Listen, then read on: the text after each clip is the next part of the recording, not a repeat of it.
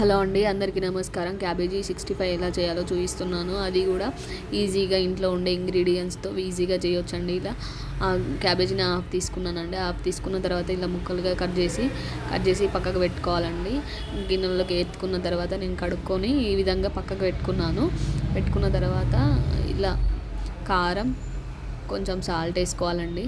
Salt వేసుకున్న తర్వాత జీలకర్ర పొడి, ధనియాల పొడి, నెక్స్ట్ వచ్చేసి కొంచెం అల్లం వేసుకోవాలండి. వేసుకున్న తర్వాత వీడియోలో చూపించిన విధంగా మిక్స్ చేసుకోవాలి. బాగా 5 నిమిషాలు ఇలా కలుపుకున్న తర్వాత మనం పిండిలోనే వేసుకుందాం. ఇప్పుడు మైదం పిండి కొంచెం హాఫ్ కప్ వేసుకున్నాను.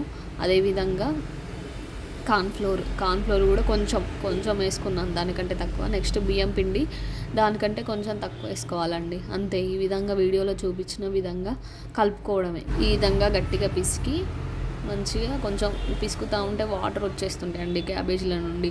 ఇలా వచ్చేస్తుంటే ఇట్లా పిండి ముద్దలాగా అవుతుంది. నెక్స్ట్ కొంచెం నేను లెమన్ పిండుకున్నాను. 5 మినిట్స్ పక్కకు పెట్టుకొని కడాయి తీసుకొని కొంచెం ఆయిల్ వేసుకున్న తర్వాత హీట్ అవ్వాలి. ఆయిల్ క్యాబేజీ మిశ్రమాన్ని కొంచెము కడాయిలో వేసుకోవాలి. వేసుకున్న తర్వాత ఒక 2 మినిట్స్ ఆగి పకోడీని మళ్ళీ కలబెట్టుకోవాలండి. ఒకసారి తిప్పేసుకోవాలి. తిప్పిన తర్వాత ఇలా ఫ్రై అయిన తర్వాత గిన్నెలోకి తీసుకోవాలండి. ఈ విధంగా చేసుకోవాలి. నెక్స్ట్ మిశ్రమాన్ని మొత్తం ఇదే విధంగా వేసుకొని ఇలా చేసుకోవాలండి. ఇంట్లో ఉండే పదార్థాలతో క్యాబేజీ 65 ఈ విధంగా చేసుకోవాలి. అలాగే బ్యాచిలర్స్ కూడా చేసుకోవచ్చండి ఇంట్లో. క్యాబేజీ 65 అంతే అండి, ఈజీగా సింపుల్గా తయారు చేసుకోవచ్చండి.